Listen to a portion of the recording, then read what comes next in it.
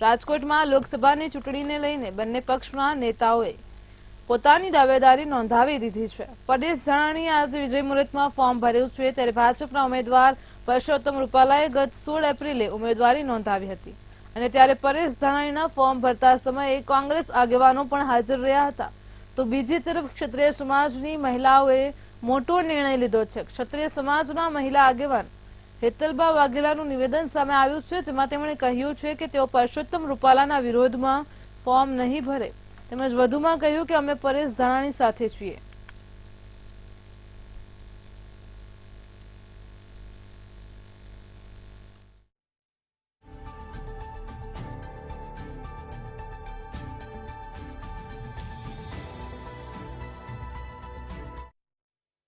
રાજકોટ લોકસભાના કોંગ્રેસના ઉમેદવાર પરેશ ધાનાણીએ આજે નામાંકન ફોર્મ ભર્યું, ત્યારે તે પહેલા તેઓએ એક સભાનું આયોજન તેઓ દ્વારા કરવામાં આવ્યું હતું અને ખાસ તો કોંગ્રેસના જે આગેવાનો છે, એટલે કે સિનિયર નેતાઓ છે, કોંગ્રેસના જે કાર્યકર્તાઓ છે, તે આ સભા સ્થળે પહોંચ્યા હતા। આ સાથે કોંગ્રેસના જે નેતાઓ અને ખાસ તો જે સમર્થકો છે તે પણ સભામાં પહોંચ્યા હતા। ચોક્કસથી કહી શકાય કે એક બાજુ જ્યાં ક્ષત્રિય સમાજનું વિરોધનો વંટોળ ચાલી રહ્યો છે, બીજી બાજુ કોંગ્રેસે પણ એક સભા ગજવી હતી અને આજરોજ કહી શકાય કે જાહેર સભા બાદ જે પરેશ ધાનાણી છે તેઓએ વિજય મુહૂર્ત ઘડીએ ફોર્મ ભર્યું હતું। ખાસ તો કોંગ્રેસના જે આગેવાનો છે અને ઇન્ડી અલાયન્સના જે આગેવાનો છે તે પણ ઉપસ્થિત રહ્યા હતા।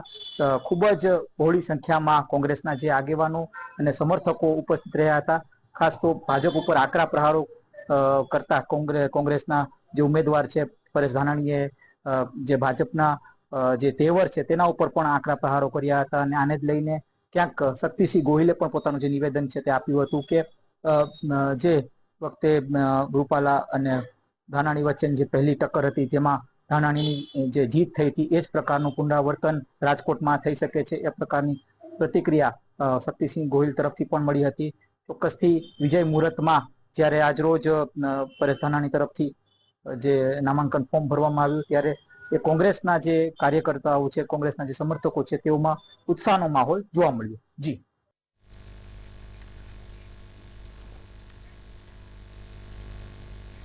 જામનગર લોકસભા બેઠક પર સતત ત્રીજી ટર્મ માટે પૂનમબેન માડમે પોતાની દાવેદારી નોંધાવી છે। સાંસદ પૂનમબેન માડમ પોતાના નિવાસ સ્થાનેથી પૂજા અર્ચના કરી તેમના માતાના આશીર્વાદ લીધા હતા અને ત્યારબાદ ભાજપ મધ્યસ્થ કાર્યાલય પહોંચ્યા હતા। ત્યારે વિજય મુહૂર્તમાં પૂનમબેન માડમે 5 ઠેકેદારો સાથે જિલ્લા કલેક્ટર અને ચૂંટણી અધિકારીને ઉમેદવારી પત્ર રજૂ કર્યું હતું।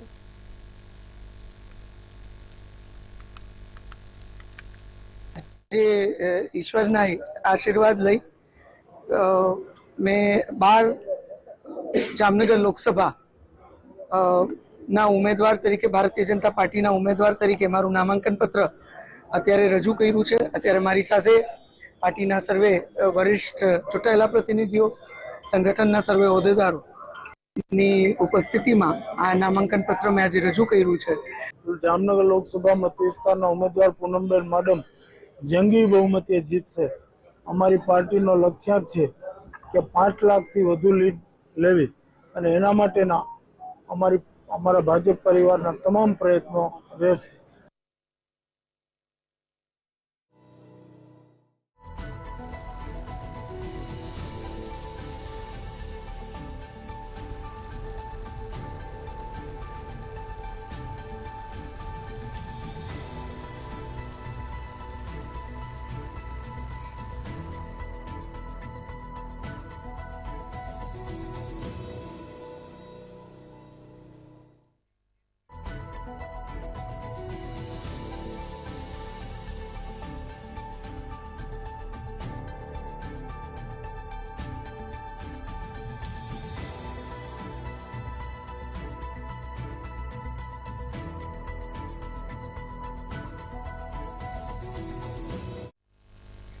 ભાવનગર લોકસભા બેઠક ઉપર આજરોજ ઉમેદવારી પત્ર ભરવાનો છેલ્લો દિવસ હોવાથી 16 જેટલા લોકોએ ઉમેદવારી નોંધાવી હતી।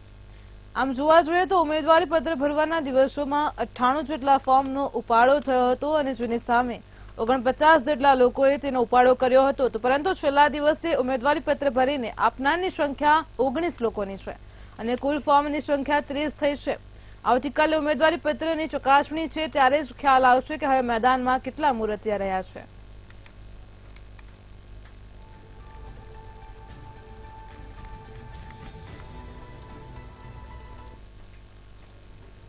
ફોર્મ લઈ જવા વાળી જે સંખ્યા છે 49 ઉમેદવાર માટે 98 ફોર્મ ઉપાડવામાં આવેલા. આજરોજ 16 ફોર્મ ભરવામાં આવેલા છે. કુલ એકંદર હવે 19 ઉમેદવારોના તરફેણમાં 30 જેટલા ફોર્મ આપણે ત્યાં આજે ઉમેદવારી પત્રો રજૂ કરવાની છેલ્લી તારીખે રજૂ થયેલા છે. ભાવનગર જિલ્લાના તળાજા તાલુકામાં રોડ રસ્તાના પ્રશ્નો હજુ પણ યથાવત રહ્યા છે અને તેવી જ રીતે તળાજાના પાદરી ભમર ગામ ખાતે યુવાનો, આગેવાનો, વડીલો, ગામના સરપંચ સહિતના લોકો એકઠા થયા હતા. મીડિયા સમક્ષ રોષ વ્યક્ત કરતા જણાવ્યું હતું કે છેલ્લા ઘણા સમયથી પાદરી ગામથી પશ્વી ગામ સુધીનો રસ્તો તેમજ પાદરીથી રામપરા સુધીનો રસ્તો અત્યંત છેલ્લા ઘણા સમયથી બિસ્માર હાલતમાં છે, જેના કારણે નાના મોટા અકસ્માત પણ થઈ રહ્યા છે. આ બાબતે તાલુકા પંચાયત સહિત તળાજાના ધારાસભ્ય ગૌતમભાઈ ચૌહાણને પણ રજૂઆત કરી હોવાનો આરોપ લગાવવામાં આવ્યો હતો અને હવે ત્યારે જો રોડ રસ્તાના પ્રશ્નોનું નિરાકરણ નહીં આવે તો લોકસભાની ચૂંટણીનો બહિષ્કાર કરવા અંગેની ચીમકી પણ આપવામાં આવી છે.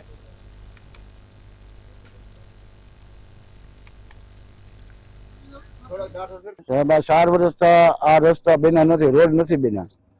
પછી અહીંયા વારંવાર એક્સિડન્ટ થાય. પછી અમને ફોન કરે કે ફલાણા ઠેકાણે ભટકાણા, તો સાહેબ અમારે પછી આ ગામ બધાને થોડીક તકલીફ ઊભી થાય તો આ રસ્તા જલ્દીમાં જલ્દી બને રોડ.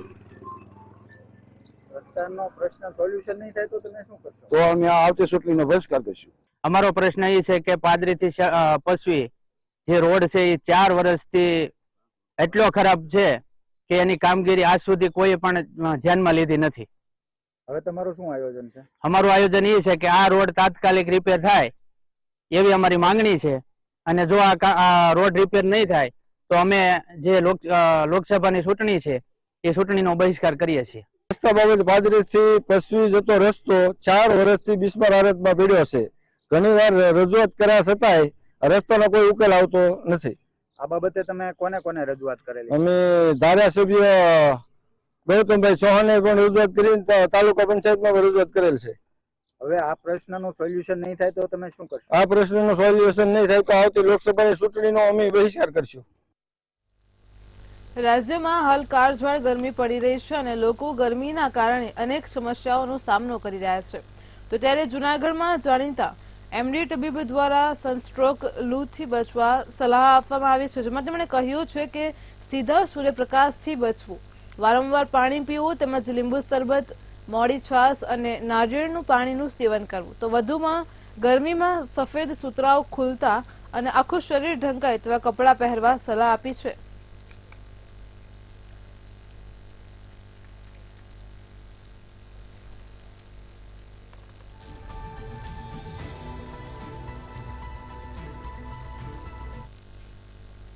અનનેસેસરી તડકાના સમયે બહાર નીકળવાનું અવોઇડ કરવું જોઈએ. પર્ટિક્યુલર બાળકો ને વૃદ્ધો હોય એ લોકોએ આપણે પાણીનું પ્રમાણ બહુ જ વધારે માત્રામાં રાખવું જોઈએ. પાણીનું સેવન વધારે કરવું જોઈએ. ખાટા ફ્રૂટો, સિટ્રસ ફ્રૂટો, શરબત છે ઘરે બનાવેલા, લીંબુ પાણી છે, વરિયાળી શરબત છે કે જેની અંદર એન્ટીઓક્સિડન્ટ્સનું પ્રમાણ વધારે રહેલું હોય છે, તો એનું સેવન આપણે વધારે પ્રમાણમાં કરવું જોઈએ. બીજી વસ્તુ, જ્યારે પણ બહારથી આપણે ઘરે આવીએ ત્યારે નાવાનું રાખવું જોઈએ. બહાર નીકળીએ ત્યારે ટોપી કે લૂઝ કપડાં કે એવું પહેરવાનું રાખવું જોઈએ. ગીર સોમનાથના વેરાવળમાં માથાસુડિયા ગામે લગ્નમાં ફૂડ પોઈઝનિંગની ઘટના બની હતી. આ ગામની અંદર ગઈકાલે સાંજે માનસીભાઈ નામના વ્યક્તિના ઘરે દીકરીના લગ્નમાં જાન આવી હતી. આશરે 1200 લોકોનો જમણવાર હતો, પરંતુ અચાનક જમણવાર બાદ રાત્રિના સમયે યુવાનો, બાળકો અને વડીલોમાં ઝાડા ઉલટીના કેસ જોવા મળ્યા. ગામમાં દોડધામ મચી ગઈ. એટલું જ નહીં, જે જાન મંડપથી વળાવી હતી તેમાં પણ અનેક લોકોને ફૂડ પોઈઝનિંગની અસર જોવા મળી હતી.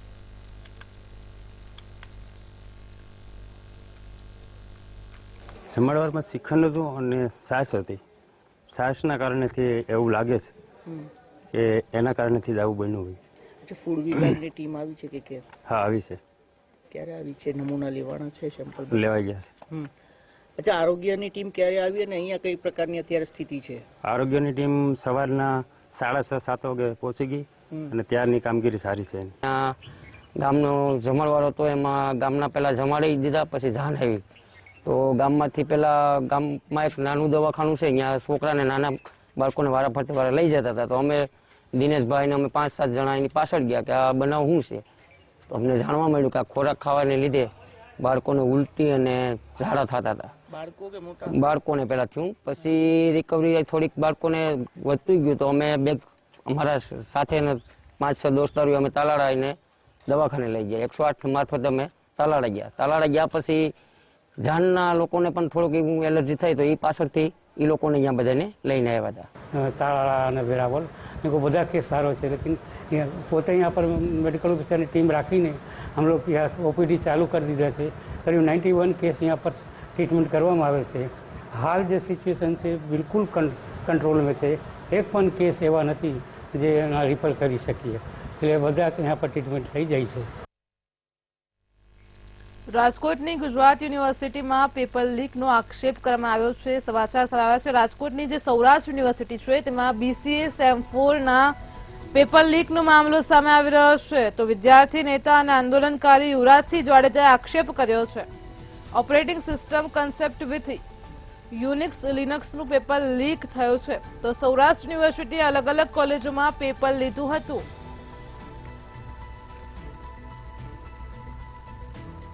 પેપરનો સમય સવારે 10:30 વાગ્યાનો હતો. 9:30 વાગ્યે પેપર સોશિયલ મીડિયામાં હોવાનો આક્ષેપ કરવામાં આવ્યો છે.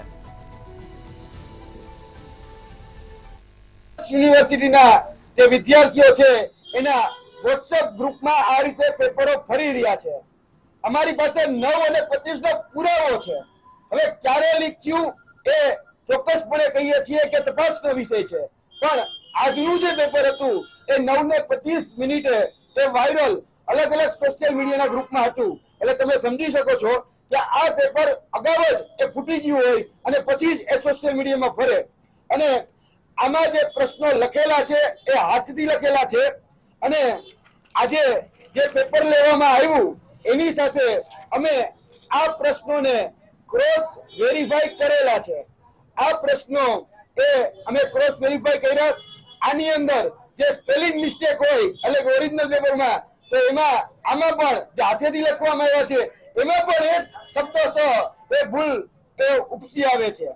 એટલે આ એક સુનિયોજિત કાવતરું છે, સુનિયોજિત ષડયંત્ર છે.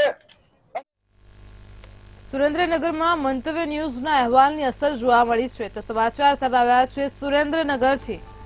ચુડાના ચોકડીમાં સૌની યોજનામાંથી પાણી ચોરીનો મામલો સામે આવ્યો છે. તો તંત્ર દ્વારા પાણી બંધ કરાયું હતું. પાણી ચોરી કરીને ગામનું તળાવ ભરાતું હતું, તો તંત્રએ પહોંચીને પાણી બંધ કરાવ્યું છે. સુરેન્દ્રનગરમાં મંતવ્ય ન્યૂઝના અહેવાલની અસર સામે આવી રહી છે, જેમાં ચુડાના ચોકડીમાં સૌની યોજનામાંથી પાણીનો ચોરીનો મામલો સામે આવ્યો છે. તંત્ર દ્વારા પાણી બંધ કરાયું છે. પાણી ચોરી કરીને ગામનું તળાવ ભરવામાં આવતું હતું, તો તંત્રએ પહોંચીને આ પાણી બંધ કરાવ્યું છે. સુરેન્દ્રનગરમાં મંતવ્ય ન્યૂઝના અહેવાલની અસર સામે આવી રહી છે.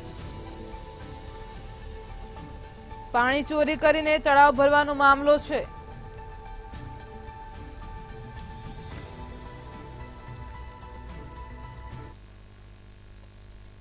સુરત ડાયમંડ બુશને ધમધમતું કરવા માટે સુરત ડાયમંડ બુશ કમિટી દ્વારા પ્રયાસ હાથ ધરવામાં આવ્યા છે, અને જેમાં 7 જુલાઈએ 600 કરતાં પણ વધારે ઓફિસ એક સાથે શરૂ કરવા માટે પ્રયાસો કરવામાં આવ્યા છે.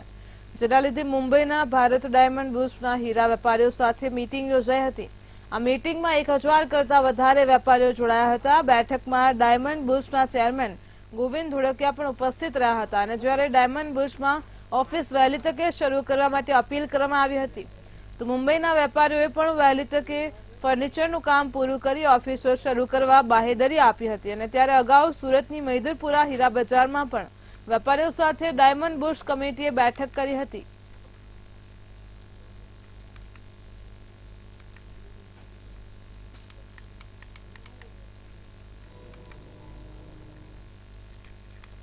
આજે સુરત ડાયમંડ બુશ દ્વારા બોમ્બેની અંદર ભારત ડાયમંડ બુશમાં ડાયમંડના વેપારીઓ સાથે એક મિટિંગ કરવામાં આવી હતી. મિટિંગની અંદર 1000થી વધારે લોકો ઉપસ્થિત રહ્યા હતા અને અમે એમને 7 જુલાઈના રોજ 7 જુલાઈ ઓફિસ ચાલુ કરવા માટે સજેશન કર્યું. તો તમામ લોકોએ ખાતરી આપી છે કે જેના ફર્નિચર તૈયાર થઈ ગયા છે અને બાકી છે અમે તૈયાર ફર્નિચર કરી દઈશું અને 7 જુલાઈના રોજ અમે ઓફિસ શરૂ કરવા માટે રેડી છીએ. અમને ખાતરી મળી છે એટલે જાહેર 7 જુલાઈ અમે ડિક્લેર કરીએ છીએ. 7મી જુલાઈ 500-600 થી વધારે ઓફિસ ચાલુ થશે. જૂનાગઢ શહેરને પ્રવાસન સ્થળ તરીકે વિકસાવવા માટે સરકાર અને જૂનાગઢ મનપા પૂરજોશમાં કામગીરી કરી રહ્યું છે, જેમાં 60 કરોડના ખર્ચે જૂનાગઢ શહેરની મધ્યમાં આવેલા નરસિંહ મહેતા સરોવરના બ્યુટિફિકેશનનું કામ છેલ્લા ઘણા સમયથી ચાલી રહ્યું છે અને 80% જેટલું કામ પણ પૂર્ણ થયું છે. લોકોએ નરસિંહ મહેતા સરોવરના બ્યુટિફિકેશનની કામગીરી પૂર્ણ થવાની આતુરતાપૂર્વક રાહ જોઈ રહ્યા છે. ત્યારે નરસિંહ મહેતા સરોવરના ફરતે રિંગ રોડ પણ બનાવવામાં આવશે અને અતિ આધુનિકતાથી સજ્જ બનાવવા માટે તંત્ર પૂરજોશમાં કામગીરી કરી રહ્યું છે.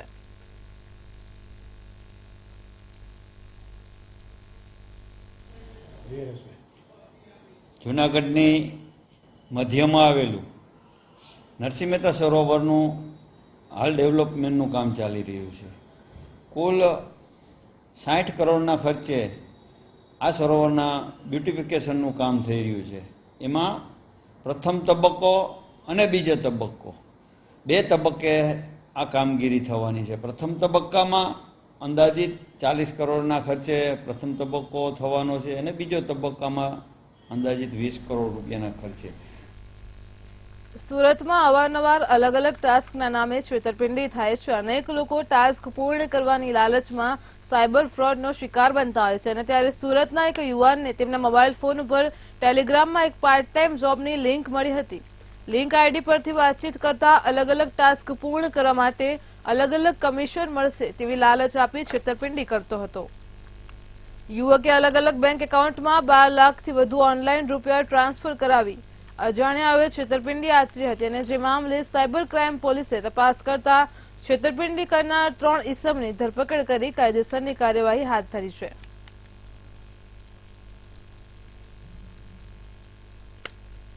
નિકુંજ દ્વારા 65,000ની જેટલી મોટી માતબર રકમ લઈને કરંટ એકાઉન્ટ આગળના આરોપીઓને ભાડે આપવામાં આવેલ છે અને દરેક આરોપીએ 65,000થી માંડી 20,000, 25,000 જેવી રકમ લઈ અકાઉન્ટ ભાડે આપી મેળાપીપણામાં ગુનો આચરીને આ ફ્રોડ કરેલ છે.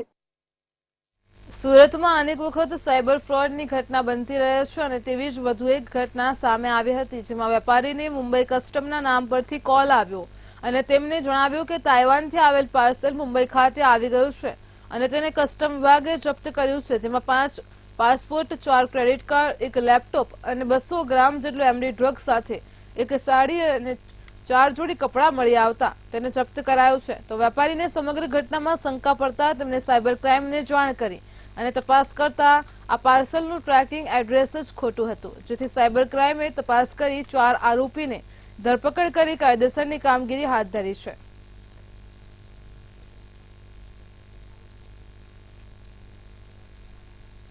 જેમાં ફરિયાદી સાથે મુંબઈ કસ્ટમ વિભાગમાંથી બોલતા હોવાનું જણાવી ફેડેક્સમાં ફરિયાદીશ્રીના નામનું પાર્સલ આવેલું હોવાનું જણાવી જેની અંદર એમડી, પાસપોર્ટ, ક્રેડિટ કાર્ડ તથા લેપટોપ અને અન્ય કપડાં વગેરે કબજે કરેલ છે અને આ ગેરકાયદેસર પ્રવૃત્તિ માટે અરજદારને ધમકાવી બીવડાવી તેમને અજાણ્યા વોટ્સઅપ નંબરથી કોલ કરી પોતે સીબીઆઈના અધિકારીઓ હોવાનું ખોટી ઓળખ આપી ખોટા નોટિસ મોકલી તથા ખોટું આઈ કાર્ડ બતાવીને અરજદારશ્રીને મોટું તેમના આઈપી એડ્રેસ વગેરે ચેક કરવા માટે મોટું ટ્રાન્ઝેક્શન કરવું જરૂરી છે તેમ સમજાવીને તારીખ 5 ના રોજ 23 લાખ આશરે લગભગ 23,30,000 જેટલા મોટી રકમનું બેંકમાંથી ધમકાવીને ટ્રાન્સફર કરાવવામાં આવે.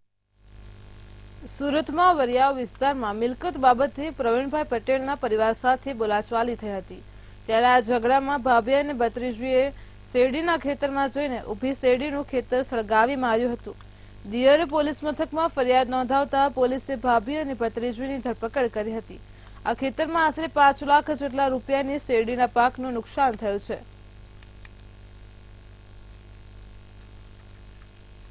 પ્રવીણભાઈ પટેલ કરીને જે છે એ એમના જે ખેતર જે છે શેરડીનું એમાં તે પોતે ત્યાં સીડીનો પાક વાવેલો હતો અને એમના જે ભાભી અને ભત્રીજી જે છે એ આ જે જમીન જે મિલકત જે છે એના કૌટુંબિક વિવાદને લઈ અને આ જે એમના ભત્રીજી અને ભાભીએ ત્યાં ખેતરમાં આવી અને શેરડીના પાકનો જે છે એ આગ લગાડતા અંદાજે 5 લાખનું નુકસાન થતા આ કામના ફરિયાદીએ જહાંગીરપુરા પોસ્ટમાં ફરિયાદ આપેલ છે અને પોલીસે એમાં ધોરણસરની તપાસ હાથ ધરેલ છે. ત્યાં પ્રવીણભાઈ પટેલ કરીને જે છે એ એમના જે ખેતર જે છે શેરડીનું એમાં તે પોતે ત્યાં શેરડીનો પાક વાવેલો હતો અને એમના જે ભાભી અને ભત્રીજી જે છે એ આજે સુરત ક્રાઇમનું હબ બની રહ્યું છે. સુરતમાંથી ઘી અને નકલી ખાદ્ય પદાર્થ તથા તેલ વારંવાર ફૂડ વિભાગ અને પોલીસના હાથે ઝડપાઈ જાય છે. ત્યારે ફરી એકવાર સુરતના લિંબાયતમાં વિજયાલક્ષ્મી સુપર સ્ટોરમાં ડુપ્લિકેટ તેલ મળી આવ્યું હતું, જેમાં તિરુપતિના ડબ્બામાં ડુપ્લિકેટ તેલ વેચવામાં આવતું હતું. વેપારી એસોસિએશને ફરિયાદના આધારે પોલીસને સાથે રાખી આ સ્ટોરમાં દરોડા પાડ્યા હતા અને ત્યારે સ્ટોરમાંથી 60 ડુપ્લિકેટ તેલના ડબ્બા મળી આવ્યા છે. સાથે જ અલગ અલગ બ્રાન્ડના 250 સ્ટીકર પણ મળી આવ્યા હતા. સીપી ઝોન 2 ભગીરથ સાહેબને ગઢવી સાહેબને અમે સંપર્ક કર્યો અને સાહેબે વાતની સંવેદનશીલતા જાણી અને તરત જ અમને કહ્યું કે આ બાબતમાં જે કોઈ સપોર્ટ જોઈશે એ અમે પૂરો.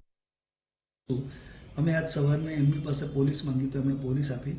સાથે જ લિંબાયતના પીઆઈ શ્રી પઢેરિયા સાહેબ એમણે પણ ખૂબ સારો સહકાર આપ્યો. એમણે પણ ત્યાંથી અમને લોકલ પોલીસ આપી અને જે કાયદા પ્રમાણે જોગવાઈ પોલીસને લઈ અને અમે જે તે વેપારીનું નામ મળ્યું તો એને ત્યાં તપાસ કરવા ગયા અને તપાસ કરવા જતાં ઘણી જગ્યા પર ગફલત માલુમ પડી. 8 જેટલા વેપારીને ત્યાંથી ડુપ્લિકેટ તેલો અમને મળ્યા છે, જેની અંદર 200 જેવા એની ઉપરના સ્ટીકર્સ છે કે 200-250 જેવી કેપ્સ્યુલ્સ એની ઉપર જે ડબ્બા પર લાગતી હોય છે તે મળી. લગભગ 50 થી 60 ડુપ્લિકેટ ડબ્બા પણ મળ્યા છે, જે લિંબાયત પોલીસ સ્ટેશનમાં પોલીસે પોતાના કબજામાં લઈ અને આગળની કાર્યવાહી હાથમાં ધરી છે. વેરાવળની ન્યૂ દર્શન પ્રાથમિક શાળા ધોરણ 5માં અભ્યાસ કરતી વિદ્યાર્થીનીને વધુ સમય અંગૂઠા પકડાવતા બાળકીની તબિયત લથડી હતી. વિદ્યાર્થીની સાથે શિક્ષિકાના અમાનવીય વર્તનનો વાલીએ આક્ષેપ કર્યો હતો અને ત્યારે બાળકીના પિતાનો શાળા સંચાલકો સામે આક્રોશ પણ જોવા મળ્યો હતો. જ્યારે આ બાબતે પિતાએ શિક્ષણ વિભાગ અને પોલીસને ફરિયાદ કરી છે.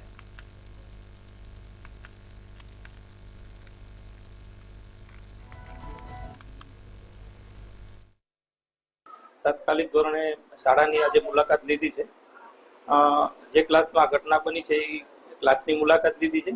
વાલીના ઘરે જઈ અને જે વિદ્યાર્થીની છે એ આજે પેપર ભરવા આવેલ નથી, એટલે વાલીના ઘરની અને વિદ્યાર્થીની રૂબરૂ મુલાકાત લીધી છે. જે શિક્ષિકાબેનનો પ્રશ્ન છે તેમને પણ રૂબરૂ નિવેદન માટે બોલાવેલા છે અને આગળની તપાસની કાર્યવાહી છે એ ચાલુ છે. જ્યારે એક્ઝામ સ્ટાર્ટ થઈ એટલે કાલે એવું ઘટના બની કે મારી બેબી એક્ઝામ પૂરી થઈ ગયા પછી એની બેનપણી સાથે ચર્ચાઓ કરતી હતી, બરોબર છે. ચર્ચાઓ કરતી હતી એ દરમિયાન ટીચરે એને એકને જ માત્ર અંગૂઠા પકડાયા. જ્યારે 4-5 વિદ્યાર્થીઓ વાત કરતા હોય તો 4-5 તો બધાને એક સાથે પનિશમેન્ટ દેવી જોઈએ. મારી બેબીને પોણી કલાક અંગૂઠા પકડાવ્યા. જ્યારે અંગૂઠા પકડાવ્યા પોણી કલાક ઉપર થવા આવી, મારી બેબીને ફેર ચડવાનું થયા ત્યારે ટીચર કહ્યું, ટીચર હવે મને ફેર ચડે એટલે કે તું ત્યાં જ બેસી જતો. પછી 5 મિનિટમાં જ મારી બેબીએ કીધું કે ટીચર હું પાણી પી લો, તો કે હમણાં છૂટવાનું થાય ત્યારે જ કે તું તારે પાણી પીને પછી ઘરે વહી જાય. મારી બેબી કાલ હેમખેમ પ્રકારે ઘરે પહોંચી છે. નીચેથી મારે તેડીને ઉપર લઈ જવી પડી. એ મારા દરવાજા સુધી માંડ પહોંચી શકી. એટલે અમે સ્કૂલે ફરિયાદ કરવા આવ્યા. અહીંયા કોઈ પણ સંતોષકારક જવાબ નથી મળ્યો. છતાંય પ્રિન્સિપાલની ચેમ્બરમાં કાલ 2 વિદ્યાર્થીને પ્રાઇવેટમાં પરીક્ષા અપાતી હતી. અમારે સવારના પરીક્ષા હોય અને 10:30 પછી 12:30 સુધી વિદ્યાર્થીને અમે ક્લાસરૂમમાં વચાવીએ, નવા પેપર માટે વાંચવા માટે કહીએ અને કંઈ મુદ્દા ન આવડતા હોય તો ટીચર એને જવાબ આપે. તો આ વિદ્યાર્થીની જે સૌમ્યા ઓઝા છે એ વાતો કરતી હતી, વારે વારે વાતો. એને સમજાવ્યું કે બેટા તું અવાજ કે ન કરે, બીજા વાંચતા હોય તો એને ડિસ્ટર્બ થાય, એટલે એને સૂચના આપી, પણ કોઈ એનું સૂચનાનું પાલન ન કર્યું. વતનની વાતમાં હાલ આટલું જ. પડે પડને અપડેટ મેળવતા રહો માત્ર મંતવ્ય ન્યૂઝ પર. નમસ્કાર.